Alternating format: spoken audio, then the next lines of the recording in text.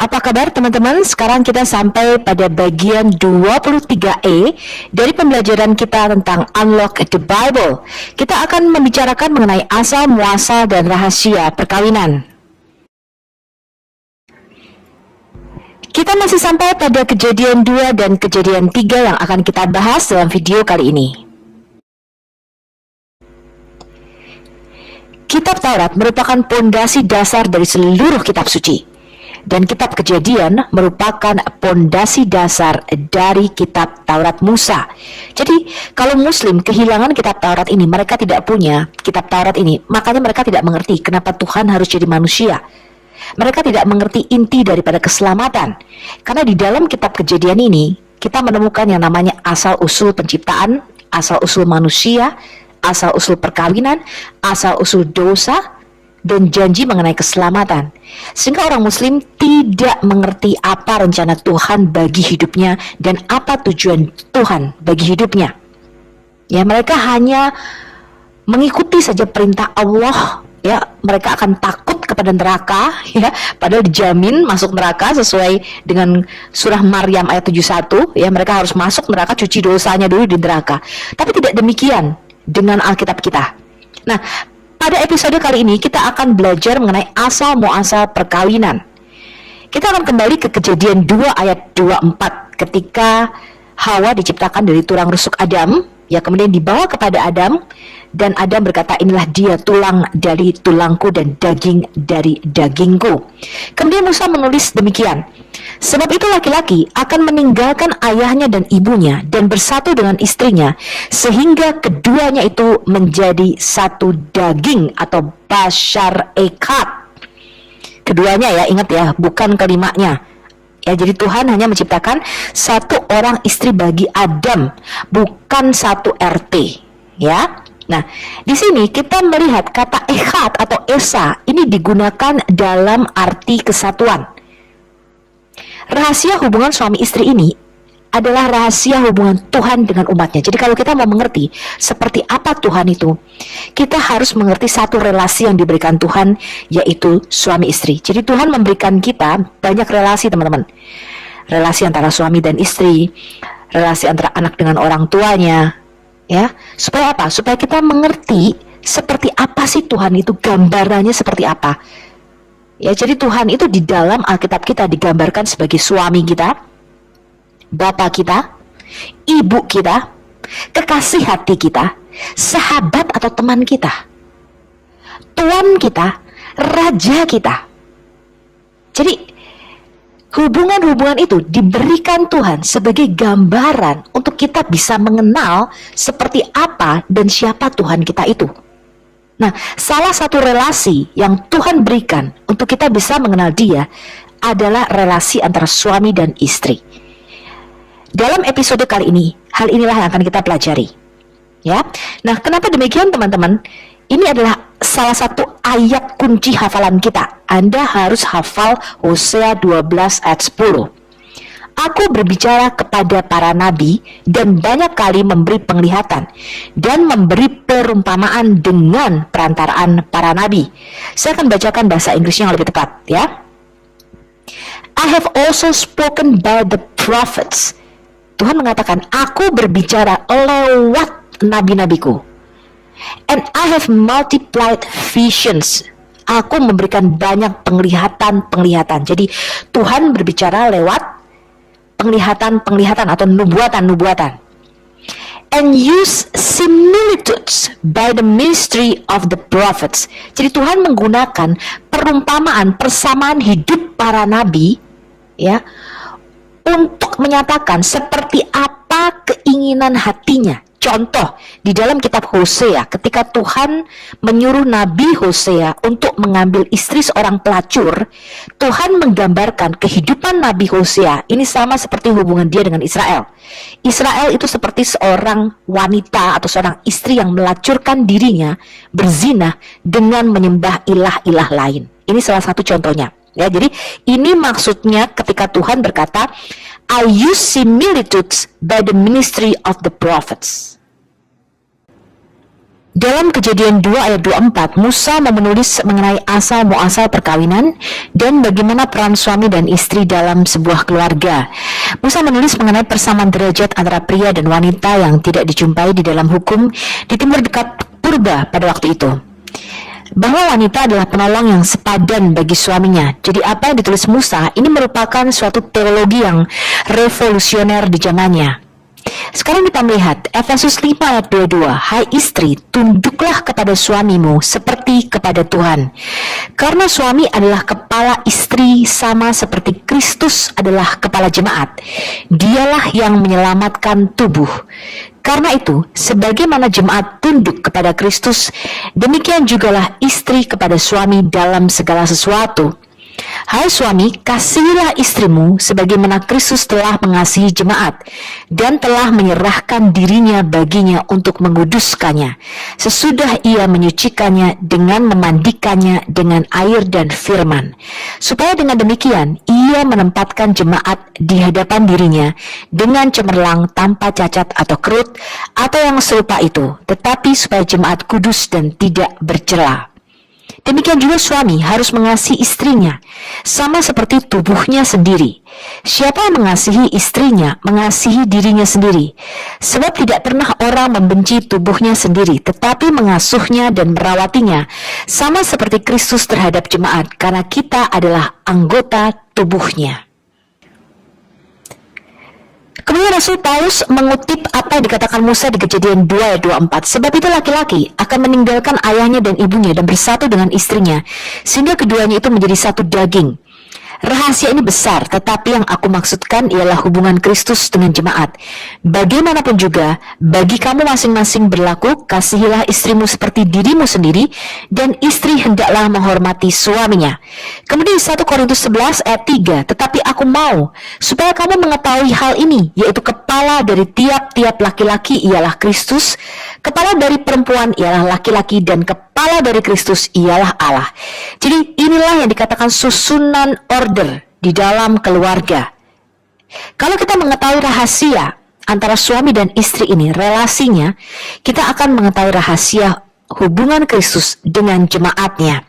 Ini adalah biblical order of the family. Sekarang kita lihat mengapa Alkitab itu sangat bertentangan dengan poligami, teman-teman. Karena poligami itu adalah sama dengan dosa penyembahan berhala, yaitu sama dengan dosa berzina. Sekarang kita baca di kitab Nabi Hosea. Firman Tuhan yang datang kepada Hosea bin Beri pada zaman Usia, Yotam, Ahaz, dan Hizkia, raja-raja Yehuda, dan pada zaman Yerobeam bin Yoas, raja Israel. Sekarang kita lihat, ini adalah keluarga Hosea sebagai gambaran Israel yang tidak setia. Ketika Tuhan mulai berbicara dengan perantaraan Nabi Hosea, berfirmanlah dia kepada Hosea, pergilah, kawinilah seorang perempuan sundal atau seorang pelacur, dan peranakkanlah anak-anak sundal, karena negeri ini bersundal hebat dengan membelakangi Tuhan. Maka pergilah dia, Hosea, dan mengawini Gomer binti Diblaim.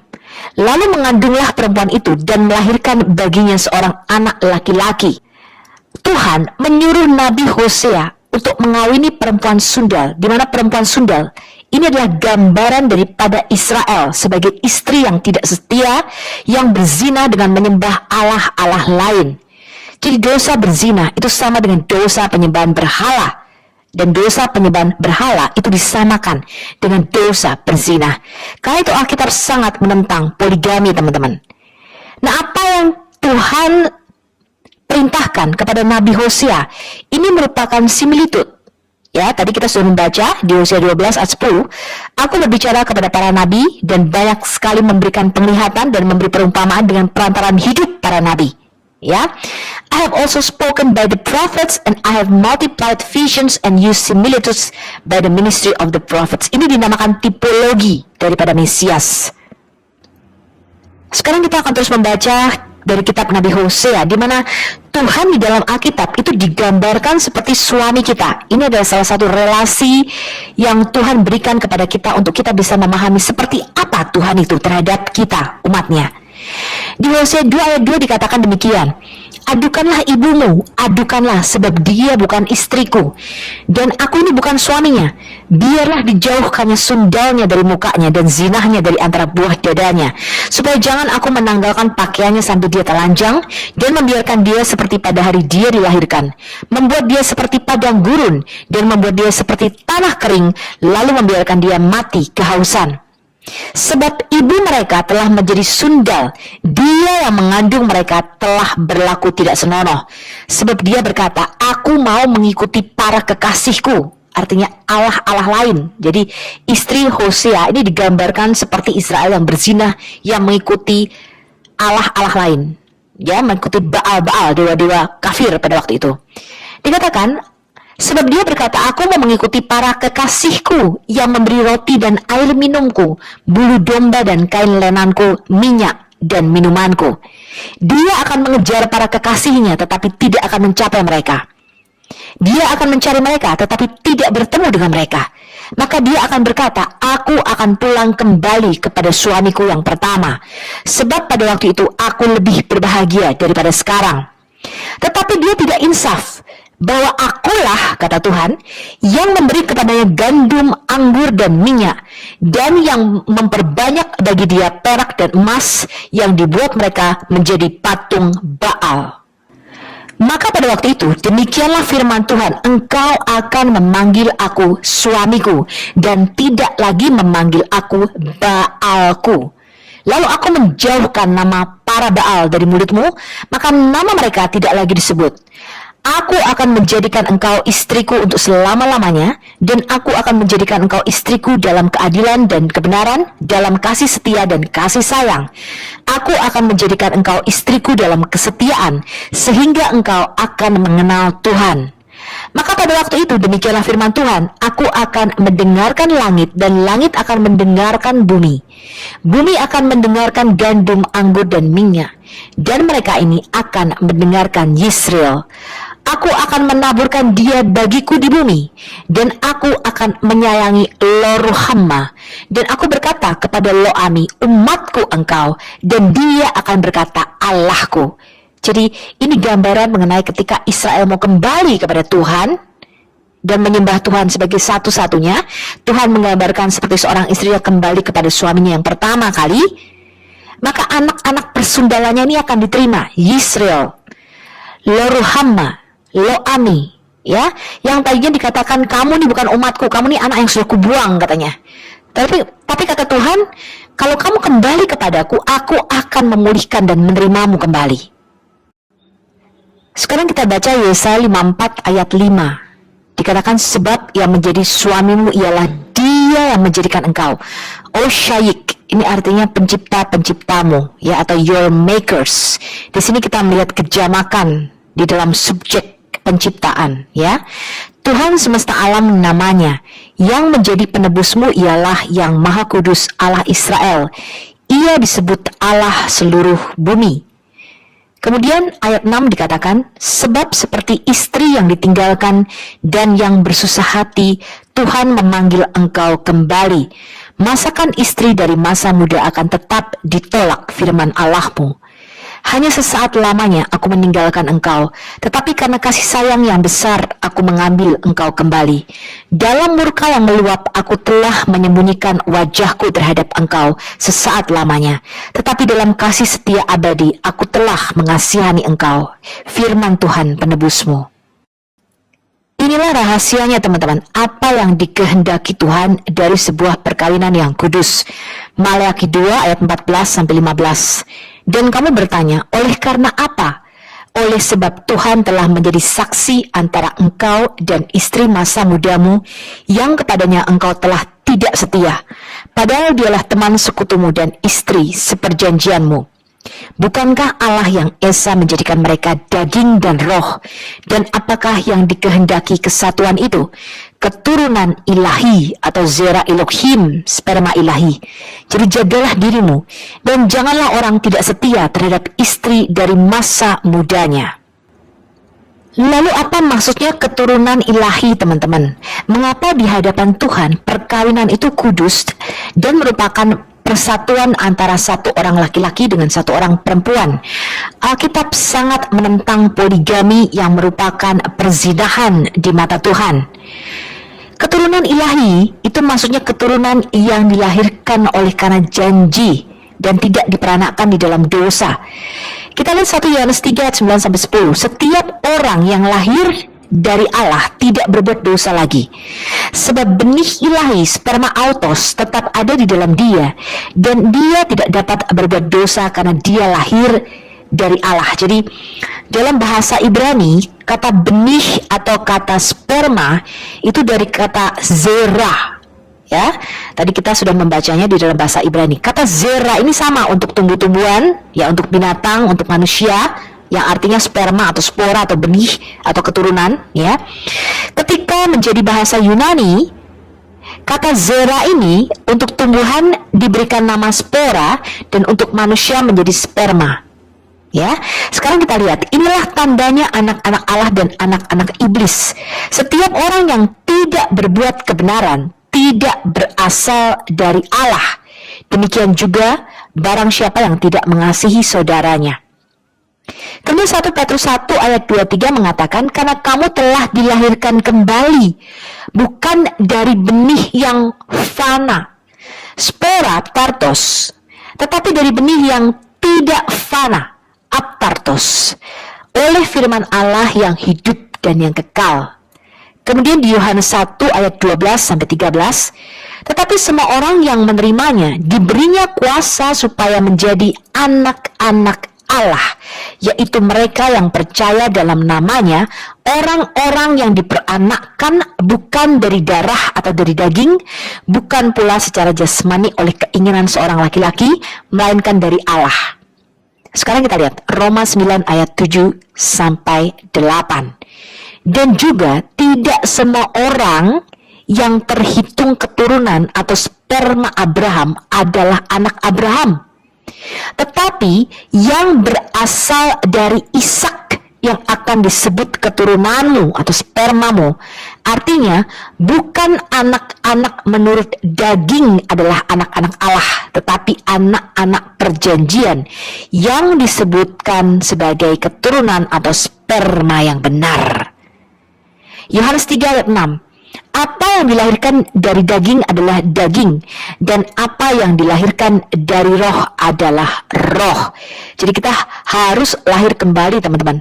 Bukan hanya dari sperma manusia, tetapi juga dari sperma ilahi atau benih ilahi, sehingga kita disebut keturunan atau sperma yang benar.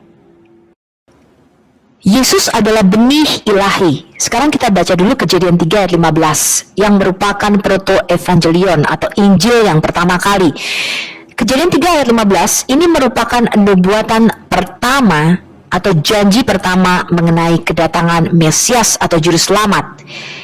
Tuhan berkata, aku akan mengadakan permusuhan antara engkau, ular, ya, iblis ini, dan perempuan ini, antara keturunanmu Zaraka atau spermatozo dan keturunannya Zarah spermatos autes. Keturunannya akan meremukkan kepalamu dan engkau akan meremukkan tumitnya. Janji mengenai kedatangan Mesias ini digenapi di dalam diri Yesus Kristus. Yohanes 8 ayat 23. Lalu Yesus berkata kepada mereka, kamu berasal dari bawah, aku dari atas. Kamu dari dunia ini, aku bukan dari dunia ini. Karena itu tadi aku berkata kepadamu bahwa kamu akan mati dalam dosamu. Sebab jikalau kamu tidak percaya bahwa akulah Dia, kamu akan mati dalam dosamu. Jadi Yesus merupakan anak perjanjian, ya, keturunan ilahi, benih ilahi yang dijanjikan oleh Allah di Kejadian 3 ayat 15 itu. Kita baca Yohanes 1 ayat 10-13. Yesus telah ada di dalam dunia, dan dunia dijadikan olehnya, tetapi dunia tidak mengenalnya. Ia datang kepada milik kepunyaannya, tetapi orang-orang kepunyaannya itu tidak menerimanya. Tetapi semua orang yang menerimanya diberinya kuasa supaya menjadi anak-anak Allah, yaitu mereka yang percaya dalam namanya. Orang-orang yang diperanakkan bukan dari darah atau dari daging, bukan pula secara jasmani oleh keinginan seorang laki-laki, melainkan dari Allah. Firman itu telah menjadi manusia dan diam di antara kita, dan kita telah melihat kemuliaannya, yaitu kemuliaan yang diberikan kepadanya sebagai anak tunggal Bapa, penuh kasih karunia dan kebenaran. Jadi tadi kita sudah belajar, teman-teman, bahwa Tuhan memberikan kita banyak relasi-relasi, ya, sahabat, orang tua dan anak, ya, kekasih, kemudian suami, istri, dan sebagainya. Supaya apa, teman-teman? Supaya kita tahu seperti apa Tuhan itu. Nah, sekarang di dalam Alkitab kita, Yesus itu digambarkan sebagai mempelai laki-laki. Kita baca dulu perumpamaan tentang perjamuan kawin di Matius 22. Lalu Yesus berbicara pula dalam perumpamaan kepada mereka.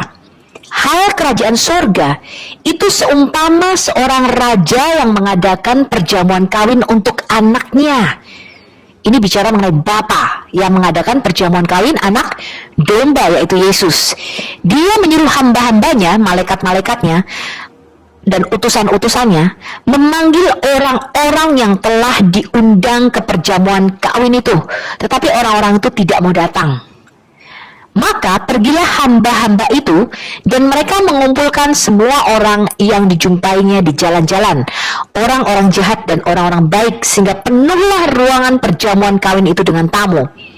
Ketika raja itu masuk untuk bertemu dengan tamu-tamu itu, ia melihat seorang yang tidak berpakaian pesta.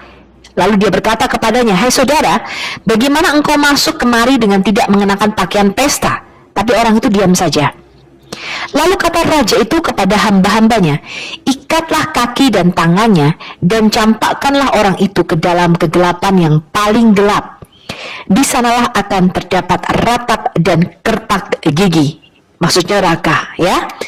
Sebab banyak yang dipanggil, tetapi sedikit yang dipilih. Di sini Yesus memberikan perumpamaan bahwa dia adalah mempelai laki-laki.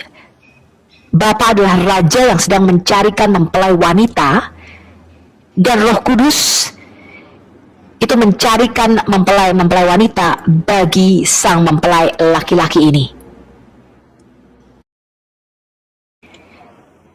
Di dalam perumpamaan lainnya, Yesus menggambarkan dirinya adalah mempelai laki-laki. Jadi kedatangan yang kedua itu nanti seperti mempelai laki-laki yang tidak tahu kapan harinya, ya, dan kita harus siap sedia menyambut kedatangan Yesus. Dia memberikan perumpamaan tentang gadis-gadis yang bijaksana dan gadis-gadis yang bodoh. Di dalam Matius 25 kita membaca demikian kata Yesus. Pada waktu itu, hal kerajaan surga seumpama 10 gadis yang mengambil peritanya dan pergi menyongsong mempelai laki-laki. 5 diantaranya bodoh dan 5 bijaksana. Gadis-gadis yang bodoh itu membawa peritanya tapi tidak membawa minyak. Sedangkan gadis-gadis yang bijaksana itu membawa peritanya dan juga minyak di dalam buli-buli mereka. Tetapi karena mempelai itu lama tidak datang-datang juga, mengantuklah mereka semua lalu tertidur. Waktu tengah malam, terdengarlah suara orang berseru, "Mempelai datang, songsonglah dia." Gadis-gadis itu pun bangun semuanya, lalu membereskan perita mereka. Gadis-gadis yang bodoh berkata kepada gadis-gadis yang bijaksana, "Berikanlah kami sedikit dari minyakmu itu, sebab perita kami hampir padam." Tapi jawab gadis-gadis yang bijaksana itu, "Tidak, nanti tidak cukup untuk kami dan untuk kamu. Lebih baik kamu pergi kepada penjual minyak dan beli di situ." Akan tetapi, waktu mereka sedang pergi untuk membelinya, datanglah mempelai itu, dan mereka yang telah siap sedia masuk bersama-sama dengan dia ke ruang perjamuan kawin, lalu pintu ditutup. Kemudian datang juga gadis-gadis yang lain itu dan berkata, "Tuan, Tuan, bukakanlah kami pintu." Tetapi dia menjawab, "Aku berkata kepadamu, sesungguhnya aku tidak mengenal kamu. Karena itu berjaga-jagalah, sebab kamu tidak tahu akan hari maupun akan saatnya." Jadi di dalam perkawinan Yahudi, teman-teman, ketika mereka sudah ditunangkan antara laki-laki dan perempuan ini, kemudian laki-laki ini akan kembali ke rumah ayahnya. Nah, ayahnya lah yang menentukan hari kapan mempelai laki-laki ini akan bersatu dengan istrinya. Biasanya mereka akan membawakan tabuhan gitu ya, diiringi oleh alat-alat musik yang ramai, riuh rendah ya. Kemudian nanti perempuan ini akan siap-siap nih menyongsong sama mempelai laki-laki itu yang datang dengan tabuhan yang riuh dan gaduh itu. Ya, nah inilah adat istiadat perkawinan orang Yahudi. Jadi ayahnya lah yang menentukan harinya kapan mempelai laki-laki itu akan datang ke rumah mempelai wanita. Perjamuan kawin anak domba. Sekarang kita mau melihat di dalam 2 Korintus 11 ayat 2, Rasul Paulus menulis demikian. Sebab aku cemburu kepada kamu dengan cemburu ilahi, karena aku telah mempertunangkan kamu kepada satu laki-laki untuk membawa kamu sebagai perawan suci kepada Kristus.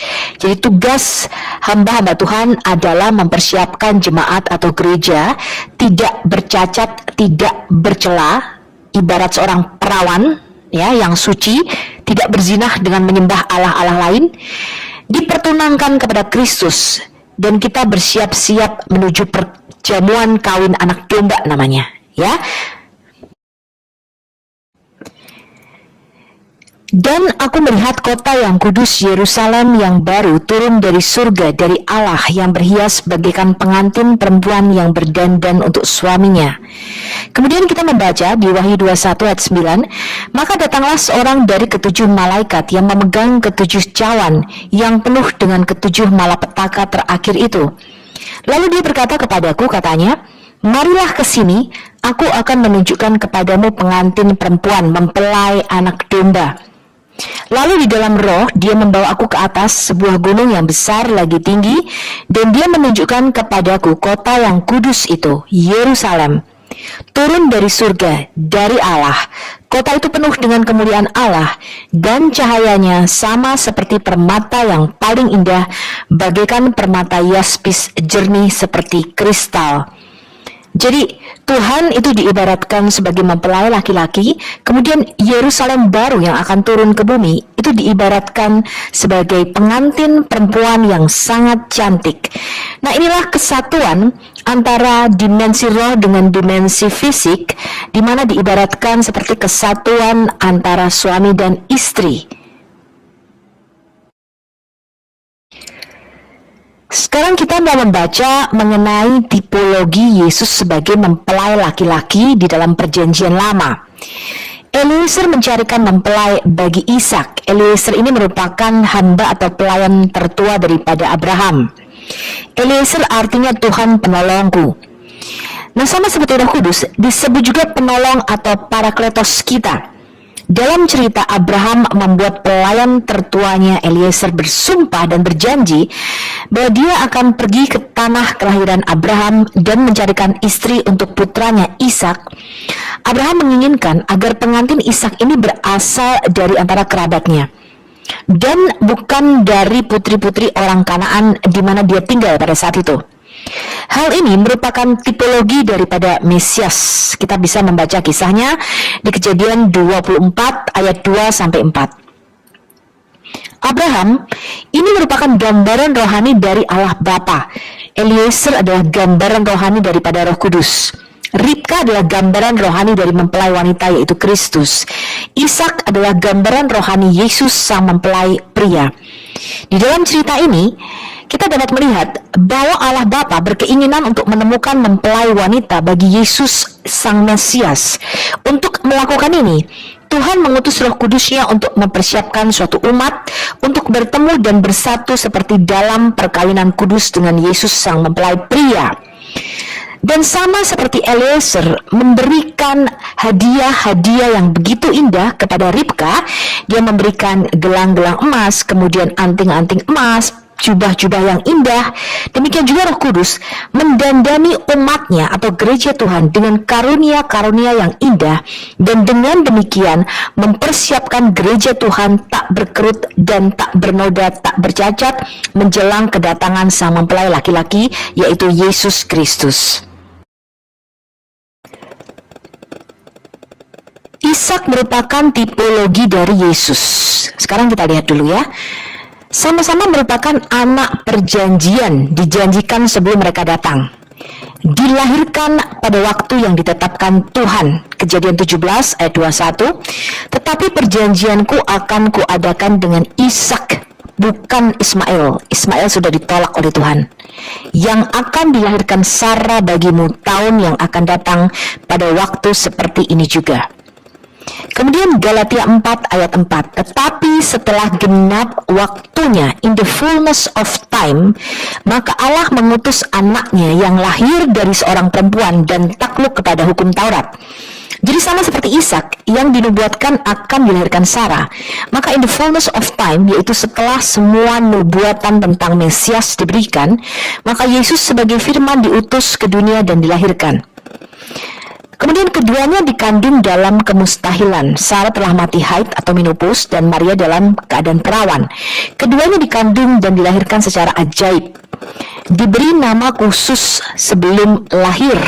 Jadi sudah ditetapkan namanya, ya. Engkau harus memberi nama anak ini Ishak, dan kepada Maria dikatakan engkau harus menamai anak ini Yeshua. Kemudian keduanya dipersembahkan sebagai korban oleh ayah mereka. Keduanya dibangkitkan kembali dari kematian. Abraham percaya Ishak akan dibangkitkan kembali setelah mati. Kejadian 22 ayat 5 kita baca. Kata Abraham kepada kedua bujangnya itu, tinggallah kamu di sini dengan keledai ini. Aku beserta anak ini akan pergi ke sana, naik ya ke Gunung Moria. Kami akan sembahyang, sesudah itu kami akan kembali kepadamu. Jadi dia percaya sekalipun Tuhan memerintahkan untuk Ishak ini dibunuh dan dipersembahkan sebagai korban bakaran, Abraham percaya Tuhan sanggup menghidupkan Ishak kembali. Ya, karena itu dia mengatakan kami akan kembali kepadamu. Di Ibrani 11 ayat 17, karena iman, maka Abraham tatkala dia dicobai mempersembahkan Ishak, ia yang telah menerima janji itu rela mempersembahkan anaknya yang tunggal.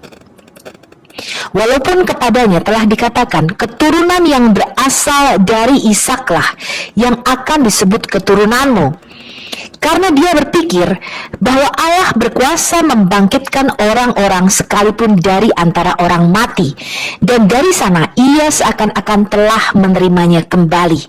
Jadi dari kisah-kisah di dalam perjanjian lama kita melihat hal-hal tersembunyi yang hanya bisa dibukakan oleh Yesus. Yesus adalah kunci untuk membuka perjanjian lama. Ya, jadi kita melihat Allah berbicara di dalam similitude atau di dalam perumpamaan lewat hidup atau kisah-kisah para nabi ini. Ribka dipercayakan dalam pengawasan Eliezer, hamba Abraham itu, sampai dia bertemu dengan mempelai laki-lakinya. Nama Eliezer ini adalah gabungan dari dua unsur. Bagian pertama adalah kata El, yang merupakan bentuk tunggal dari Elohim, yang berarti Tuhan.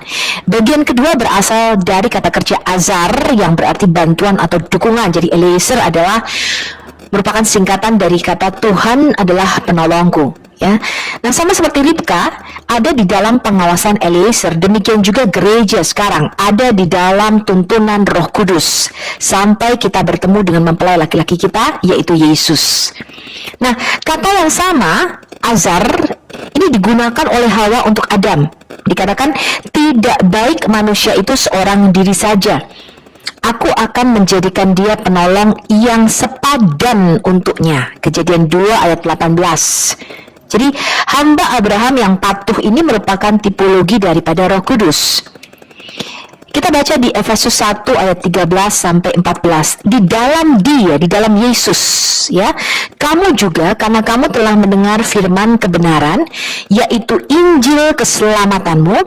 Di dalam dia kamu juga ketika kamu percaya dimeteraikan dengan Roh Kudus yang dijanjikannya itu. Dan Roh Kudus itu adalah jaminan bagian kita sampai kita memperoleh seluruhnya, yaitu penebusan yang menjadikan kita milik Allah untuk memuji kemuliaannya.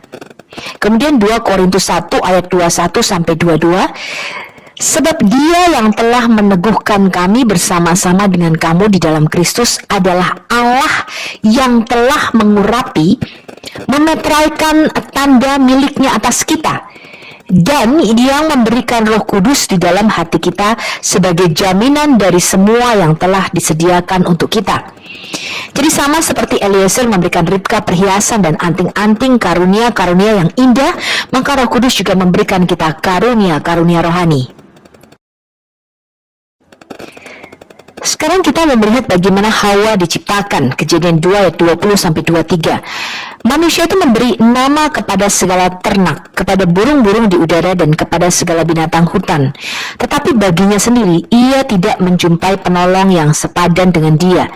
Lalu Tuhan Allah membuat manusia itu tidur nyenyak atau tardemah. Tardemah ini tertidur seperti orang di anestesi, ya.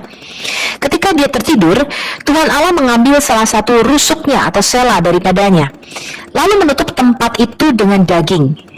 Dan dari rusuk yang diambil Tuhan Allah dari manusia itu, dibangunnyalah seorang perempuan, lalu dibawanya kepada manusia itu. Dan Adam berkata, "Inilah dia, tulang dari tulangku dan daging dari dagingku. Dia akan dinamai Isyah atau perempuan, sebab dia diambil dari laki-laki, Ish." Kata tardemah ini adalah keadaan tidak sadar, ya. Ini muncul hanya 2 kali di dalam kitab Taurat kita. Kejadian 2 ayat 21 ketika Hawa diciptakan dari sisi Adam, dan Kejadian 15 ayat 12 ketika Abram mengalami nubuatan dari perjanjian di antara potongan atau Brit Bein Haptarim. Jadi ketika Tuhan membuat perjanjian darah dengan Abram di Kejadian 15, Tuhan mengatakan suruh mengambil beberapa binatang, kemudian dibelah jadi 2, dipotong jadi 2, dan Tuhan berjalan di antara potongan-potongan binatang itu. Nanti kita lihat, ini penting sekali Kejadian 15, ya, yaitu perjanjian darah antara Tuhan dengan Abraham. Nah, kata tardemah ini adalah kondisi di mana seseorang mendapatkan visi dalam keadaan trance. Jadi seperti hibernasi. Ya, jadi di dalam tidurnya itu Adam mendapatkan visi mengenai seorang wanita yang dibelah dari sisinya, ya, sehingga ketika dia dalam kondisi sadar atau terbangun, dia tahu, oh ini dia nih, tulang dari tulangku dan daging dari dagingku, ya. Nah, sekarang kita lihat kata sela ini yang diartikan sebagai rusuk di dalam Alkitab kita sekarang. Ini merupakan istilah yang digunakan dalam arsitektur bangunan. Pada kenyataannya sesuatu yang jauh lebih bermakna sedang diekspresikan di dalam kisah Alkitabiah ini daripada membuat orang baru dari sebagian kecil tubuh orang lain. Jika kita melihat lebih dekat pada kata Ibrani untuk tulang rusuk ini, kita akan mempelajari sesuatu yang cukup mengejutkan. Jadi kata yang diterjemahkan tulang rusuk dalam Kejadian 2 adalah sela. Kata ini digunakan di sejumlah tempat lain di dalam Alkitab. Maknanya terbukti agak berbeda, ya, dengan apa yang kita bayangkan. Ada 40 kali kata sela ini digunakan, dan ini merujuk pada kata sisi atau bagian sebelah. Jadi ada yang mengartikan ini adalah rahim. Jadi yang diambil dari Adam adalah rahimnya, kemudian dari rahim atau ruang yang kosong ini dibentuklah Hawa. Kemudian ruang yang kosong ini diisi Tuhan dengan daging, ya. Tapi saya mengambil tafsiran secara umum, yaitu tulang rusuk daripada Adam, ya. Sekarang apa itu Eser Kenegdo? Kejadian 2 ayat 18-19. Pada waktu Tuhan memberikan perintah jangan makan buah pohon pengetahuan baik dan jahat. Pada waktu itu Hawa belum ada. Ya, dan Yahweh Elohim berkata tidak baik jika Adam itu seorang diri. Aku akan menjadikan asah bagi dia, Eser Kenegdo, atau penolong yang beroposisi, penolong yang berlawanan dengan Adam. Nah, jadi Hawa ini merupakan seseorang yang sifat-sifatnya itu harusnya sangat-sangat kontradiktif dengan Adam, nggak sama, ya. Harusnya mereka saling melengkapi. Nah, kadang-kadang kita suka bercanda, ya teman-teman. Karena itulah kenapa laki-laki itu tidak begitu mengerti wanita. Karena ketika wanita diciptakan, laki-lakinya itu tertidur gitu, ya. Jadi dia nggak tahu bagaimana wanita ini diciptakan. Dan wanita ini merupakan misteri gitu, ya. Katanya jalan pemikirannya tidak diketahui oleh laki-laki, dan apa maunya tuh kadang-kadang tidak bisa ditebak oleh laki-laki, ya. Laki-laki sangat sukar sekali mengerti wanita ini, ya. Nah, lalu Tuhan itu membentuk dari tanah segala binatang dan Adam menamai mereka semua. Nah, ini adalah hukum kehidupan yang ketiga yang Tuhan berikan. Siapa yang memberi nama, artinya dia punya otoritas atasnya. Hawa dinamai oleh Adam. Oleh sebab itu, perempuan mengambil nama suaminya. Jadi karena yang menamai Hawa adalah Adam, maka Hawa ini harus tunduk kepada Adam. Jadi Adam mempunyai otoritas atas perempuan ini. Coba kita lihat sekarang ini otak-atik gatuk namanya teman-teman ya. Kita lihat ini ish itu adalah laki-laki ya. Jadi alef yod sin hurufnya di situ ya. Anda bacanya dari kanan ke kiri. Kemudian isya itu artinya perempuan. Alef sin hei ya. Nah, ada dua huruf yang berbeda antara laki-laki dan perempuan. Hurufnya adalah yah ya, yod hei. Ini adalah nama Tuhan. Kemudian dua huruf yang sama itu adalah alef dan sin. Aish artinya api. Nah, kalau kita mengeluarkan Yah atau Tuhan dari perkawinan, maka akan ada dua api yang menyala yang akan menyebabkan ledakan besar di dalam perkawinan itu. Jadi Tuhan harus ada di dalam perkawinan ya, di dalam suatu keluarga ya. Inilah mengapa kalau tidak ada Tuhan di dalam keluarga itu bisa terjadi ledakan yang besar seperti dua api yang saling bertemu ya. Dua api menyala ketemu, makin meledak ini ya kalau tidak ada Tuhan yang memadamkannya. Sekarang kita mau melihat Adam yang merupakan tipologi atau gambaran daripada Yesus atau daripada Sang Mesias itu sendiri. Kita baca Roma 5 ayat 14. Sungguh pun demikian, maut telah berkuasa dari zaman Adam sampai kepada zaman Musa juga atas mereka yang tidak berbuat dosa dengan cara yang sama seperti yang telah dibuat oleh Adam, yang adalah gambaran Dia yang akan datang.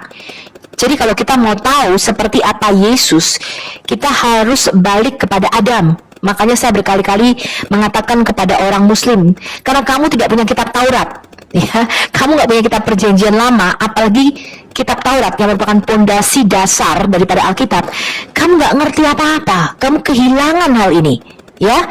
Jadi kalau kita mau bicara mengenai siapa Yesus, kita mau mengenal Yesus, ya, kita harus punya kitab Taurat, teman-teman. Ya, karena Adam ini merupakan gambaran daripada Yesus. Sekarang kita baca 1 Korintus 15 45 sampai 48. Seperti ada tertulis, manusia pertama Adam menjadi makhluk yang hidup. Tetapi Adam yang akhir itu menjadi roh yang menghidupkan. Tetapi yang mula-mula datang bukanlah yang rohaniah, tetapi yang alamiah. Kemudian barulah datang yang rohaniah. Manusia pertama berasal dari debu tanah dan bersifat jasmani. Manusia kedua berasal dari surga.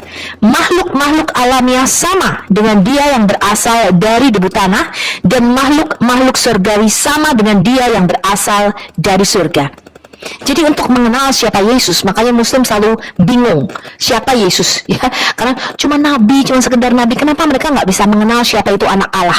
Karena mereka nggak punya Alkitab, mereka kehilangan kitab-kitab Perjanjian Lama ya, dan mereka menolak Taurat ya, dan menolak Alkitab Perjanjian Lama, makanya nggak ngerti apa-apa. Mohon maaf ya, saya katakan Anda sudah terjatuh dalam kebodohan rohani ya.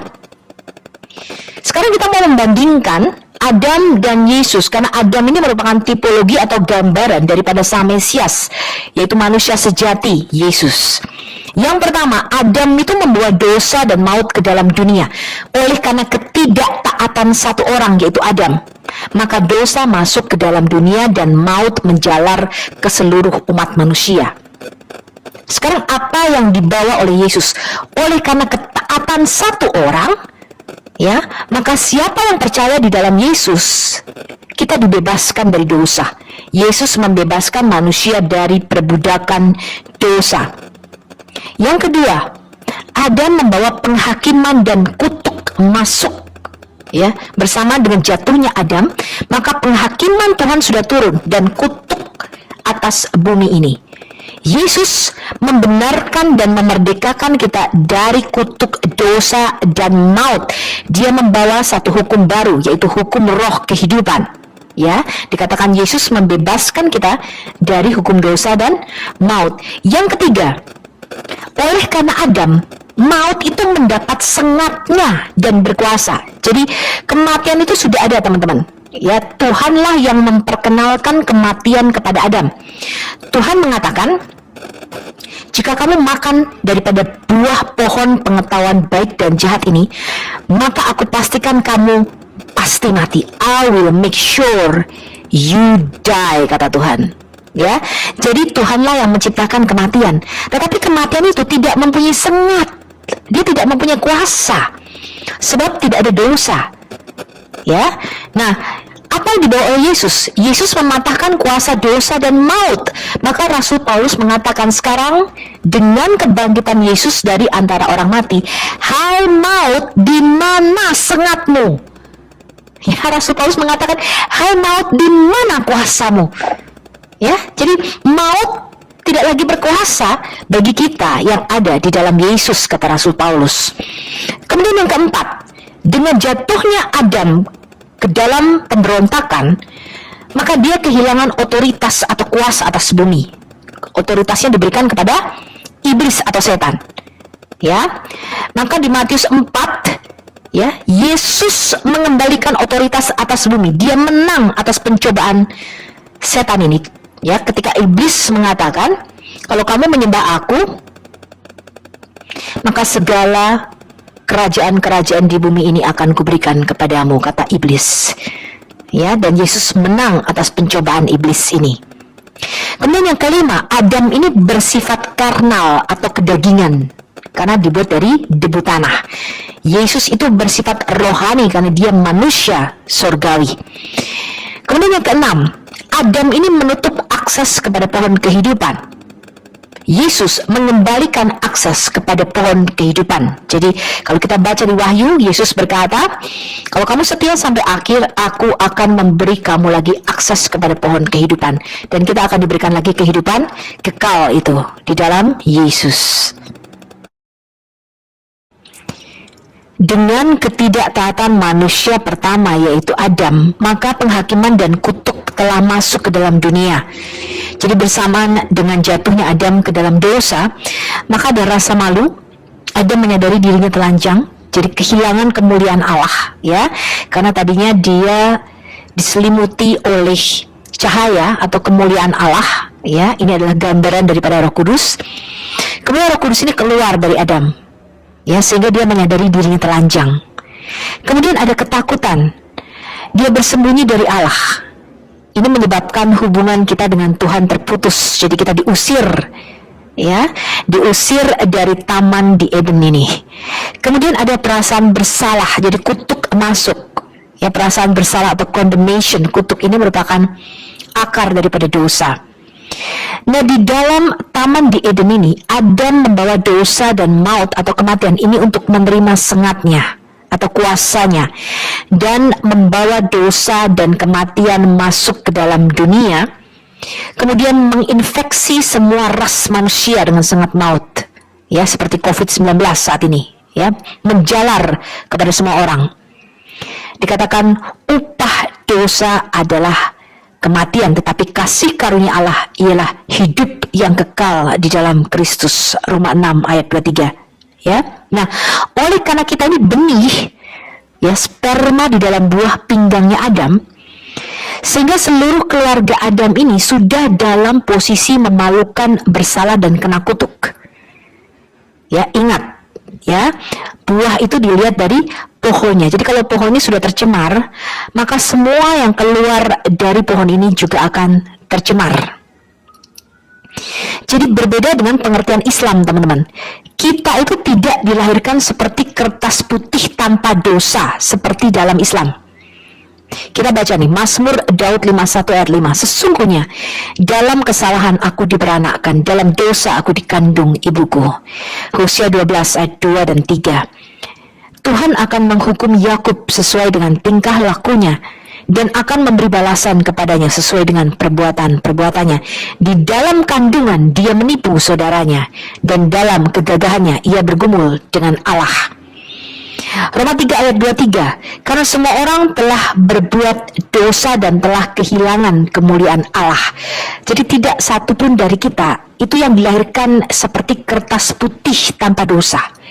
Kita ini ada di dalam darahnya Adam. Ya, kita dilahirkan dari benih atau dari spermanya Adam. Sehingga kita membawa yang namanya perasaan bersalah, perasaan malu, ketakutan. Ini sudah ada di dalam kita, teman-teman. Ya. Inilah yang membuat kita berbeda dengan teologi Islam, teman-teman. Jadi Muslim itu sibuk, ya, dengan penghakiman di akhir zaman nanti. Mereka tidak tahu bahwa penghakiman itu sudah dijatuhkan Tuhan di Taman di Eden, ya, di masa lalu. Sehingga di mata Tuhan kita ini semua mati. Makanya dikatakan amal salehmu itu seperti kain kotor.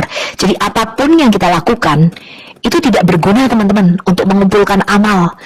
Karena posisi kita itu sudah dalam posisi manusia berdosa. Ya, jadi kalau kita tidak ditebus oleh Yesus, tidak diubah dulu dari kerajaan gelap kepada kerajaan terang, tidak dipindahkan, maka apapun segala amal kebaikan yang kita buat di mata Tuhan itu seperti kain kotor.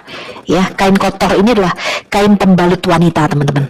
Jadi lihat, kalau posisi kita ini tidak diubah dulu, maka di mata Tuhan amal saleh apapun itu tidak ada gunanya. Tetapi teologi Muslim tidak begitu, teman-teman. Islam mengatakan mereka mengumpulkan amal dan kebajikan. Jadi mereka percaya ada dua malaikat di kanan dan di kiri, satu mencatat amalnya, satu mencatat keburukannya, ya. Jadi ada buku, ya, yang dicatat debit kredit gitu, ya, kayak buku tabungan. Nah, mereka berharap bahwa amalnya itu akan melebihi nanti semua dosa-dosa dan keburukannya. Tapi sekalipun demikian mereka nggak pasti, teman-teman. Mereka nggak tahu nih ukuran timbangannya apa, ya, yang akan ditimbang di akhirat. Nah, Alkitab tidak demikian, teman-teman. Ya, Alkitab tidaklah demikian.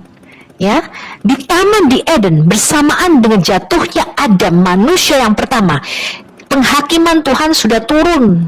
Makanya di mata Tuhan kita semua mati. Ketika Yesus datang, teman-teman, dia menjadi kutuk dan dosa oleh karena kita. Semua rasa malu, perasaan bersalah, hubungan yang terputus dari Allah, ya, ini dipulihkan oleh Yesus Kristus dengan kematiannya di kayu salib. Ya, dengan kematiannya di kayu salib, dia membuka jalan bagi kita untuk kita bisa melakukan kebaikan-kebaikan tadi. Ya, nah ini konsep yang sangat berkebalikan dengan Islam. Makanya Kristen itu tidak pusing dengan penghakiman di akhir zaman. Ya, Roma 8 ayat 1 mengatakan, bagi kita yang ada di dalam Kristus Yesus tidak ada lagi penghakiman. Kita tidak akan dihakimi lagi masuk neraka, masuk surga, masuk neraka. Enggak, teman-teman. Surga sudah menjadi jaminan kepastian bagi kita yang hidup di dalam roh dan tidak berjalan di dalam daging.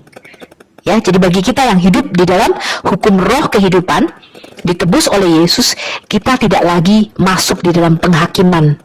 Ya, teman-teman, ya. Kita hanya nanti diberi upah, ya, diberi upah, ya, sesuai dengan pelayanan kita selama kita hidup di dunia. Jadi Muslim ini sibuk dengan penghakiman di akhir zaman, tapi mereka tidak tahu bahwa penghakiman itu sudah dijatuhkan di Taman di Eden. Yang diselesaikan Yesus itu bukan penghakiman akhir zaman, tapi penghakiman di Taman di Eden. Ya, Adam jatuh di Taman di Eden, Yesus mengambil alih penebusan ini mulai dari Taman Getsemani. Ya, Yesus mengambil ketakutan manusia yang sudah ada sejak zaman Adam. Semua ketakutan ini ditimpakan kepada Yesus. Makanya di Taman Getsemani, Yesus itu bergumul, dikatakan sampai keringatnya mengeluarkan darah. Dia begitu ketakutan. Kenapa, teman-teman? Karena bersama dengan dosa ini, maka ketakutan itu masuk ke dalam dunia, menjalar ke semua manusia. Jika Adam yang pertama jatuh dalam ketidaktaatan, maka Yesus tetap taat dan mengikuti kehendak Bapa. Adam yang pertama itu jatuh karena buah pohon pengetahuan baik dan buruk. Maka Yesus harus menebusnya juga di pohon yang sama, teman-teman. Ya, Yesus harus digantung di atas pohon. Karena pohon inilah yang menyebabkan Adam yang pertama itu jatuh ke dalam dosa. Adam yang pertama itu telanjang dan malu. Yesus mengambil rasa malu dari semua ras keluarga Adam di atas kayu salib. Jadi hukuman salib itu ditelanjangi, teman-teman. Ya, dipermalukan, ya, diremukkan tubuh Yesus, dipermalukan, ditelanjangi. Kenapa harus ditelanjangi, teman-teman?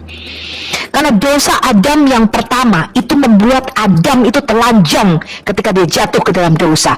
Yesus mengambil ketakutan, rasa malu ketelanjangan ini, ya, dan dia ketika dia mengatakan Eli, Eli, Eloi, Eloi lama sabachthani, Allahku, Allahku, mengapa engkau meninggalkan aku? Mengapa teman-teman harus mengalami ini ketika Bapa memalingkan wajahnya kepada Yesus? Karena Adam yang pertama ketika dia jatuh ke dalam dosa, maka Allah itu memalingkan wajahnya dari Adam, sehingga hubungan kita dengan Allah itu terputus. Maka ketika Yesus yang tidak berdosa ini dijadikan dosa dan kutuk bagi kita, Allah memalingkan wajahnya. Kemudian dia merobek tirai bait suci dari atas ke bawah, dirobek sama Allah Bapa. Dia membuka jalan bagi kita, anak-anaknya, ya, anak-anaknya untuk masuk dengan keberanian. Sekarang tidak ada lagi penghalang antara kita dengan Allah. Dikatakan sebab di dalam Yesus dengan berani kita menghadap hadirat Allah.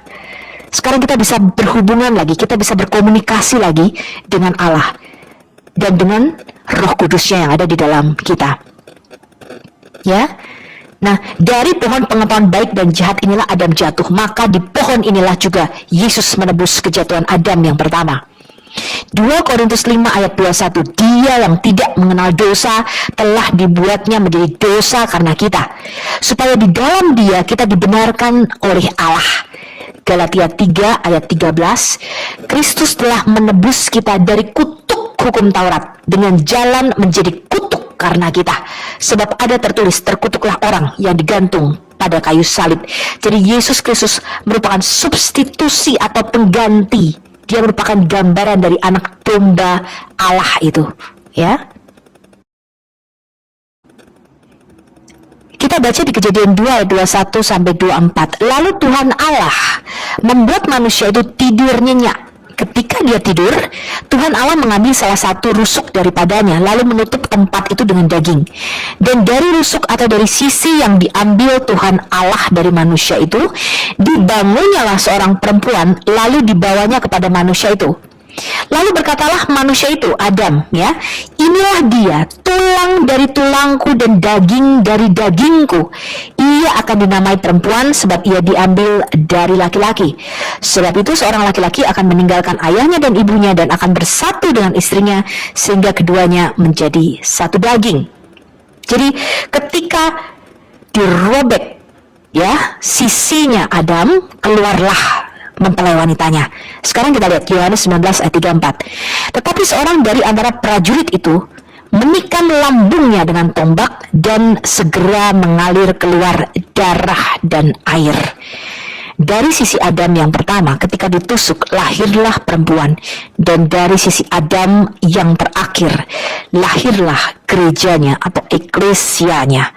Maka Yesus itu disebut mempelai laki-laki dan gereja disebut mempelai perempuan. Inilah rahasia perkawinan, dan di akhir zaman nanti di perjamuan kawin anak domba, maka Kristus akan dipersatukan kembali dengan tubuhnya yang adalah gerejanya atau eklesianya.